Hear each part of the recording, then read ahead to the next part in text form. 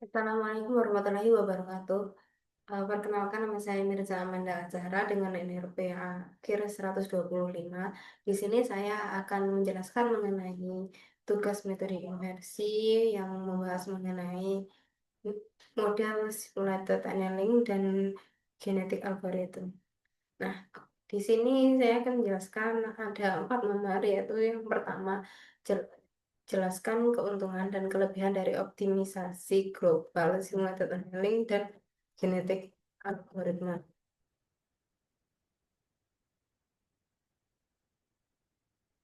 Oke, bisa di sini bisa bisa dilihat ya, di mana di sini optimisasi global seperti simulated annealing atau dan genetik algoritma itu memiliki kelebihan dalam menangani fungsi objektif yang kompleks dan tidak memiliki turunan. Nah, simulated annealing ini cocok karena bisa keluar dari lokal minimum, dan genetik algoritma ini unggul karena dapat mengevaluasi banyak solusi sekaligus dan fleksibel dalam bentuk fungsi. Nah, selanjutnya kita ke nomor 2, yaitu di mana terdapat soal, yaitu jika data digenerasi, yaitu diobserve menggunakan persamaan berikut, yaitu dicru sama dengan Y cos kali omega 0 M dikali M1 dikali X ditambah M1 kali M2 dengan true model, yaitu M1 sama dengan 2,5, sedang dan M2 itu 6,0, dan omega 0 sebesar 20 dengan X bernilai dari 0 sampai 2.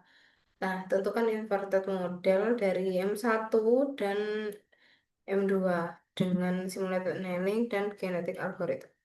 Nah, di sini bisa bisa kita lihat ini codingan untuk sekalian untuk nomor 3 ya.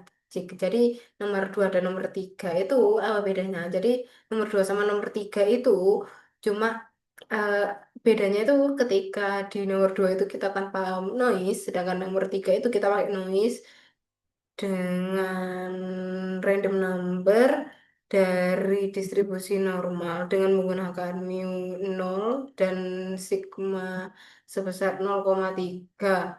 Nah, kita tentuin estimated model M1 sama M2 pakai simulated annealing sama genetic algorithm. Nah, bisa kita lihat di sini ada kita uh, kod- kodenya. Di sini saya pakai Python, dan untuk genetic algoritmnya, karena kalau di Python ini genetic algoritmnya itu banyak banget, jadi jadi apa? Kita pakai library yang bernama Deep. Nah, di mana Deep ini dapat bisa membantu meringkas apa genetik algoritma itu biar lebih fleksibel dan nggak banyak kodenya gitu loh. Oke, jadi kita masuk penjelasannya, di mana di sini saya pakai persamaan yang udah saya sebutin tadi, di mana kita cari apa nilai inversinya pakai 2 metode. Nah, dari situ kita dapat bahwa kita dapat nilai untuk yang tanpa noise sebesar 2,5 sama 6. Nah, sedangkan yang gen untuk simulated annealing dan yang genetic algorithm itu tanpa noise sebesar 2,5 dan 6 buat M2-nya. Nah, bisa disimpulkan bahwa simulated annealing itu menghasilkan M1 sama M2 yang sangat dekat sama nilai asli, dan genetik algoritma juga itu memberikan hasil yang sangat akurat. Nah, sedangkan di nomor 3 ini, karena ditambahkan noise, kita dapatkan nilai M1 dan M2-nya itu, yaitu di simulated annealing kita dapat 2,5297, sedangkan M2-nya itu dapat kan sebesar 6,0084. Nah, sedangkan yang genetik algorithm itu sama juga hasilnya segitu. Nah, kenapa dapat hasilnya nggak mirip ya? Itu karena ditambahkan noise acak dari distribusi normal. Jadi hasil inversinya memang tetap mendekati, tapi nggak seakurat sebelumnya. dan menunjukkan bahwa noise itu dapat ngasilin estimasi yang menyimpang dari model sebenarnya. Nah, kita masuk ke nomor 4 ya, di mana oke, di sini sebelum masuk nomor 4 ini kita apa? Kita saksi kita bisa kita lihat bahwa di sini ada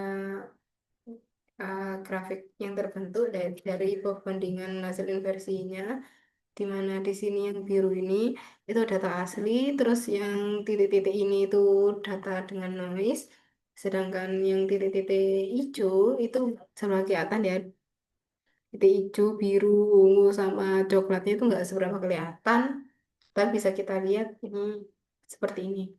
Nah, selanjutnya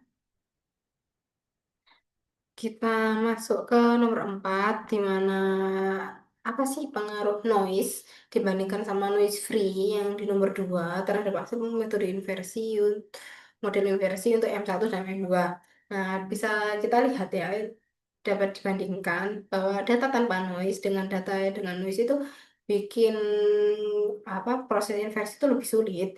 Jadi dia nggak mendekati parameter yang sebenarnya. Jadi estimasi parameternya itu jadi lebih bervariasi. Jadi nilai itu tadi yang dari 2,5 jadi 2,5297, terus yang 6 itu jadi 6,084. Nah, tapi metode keduanya itu tetap masih bisa ngasih kita solusi yang cukup mendekati sama nilai asli.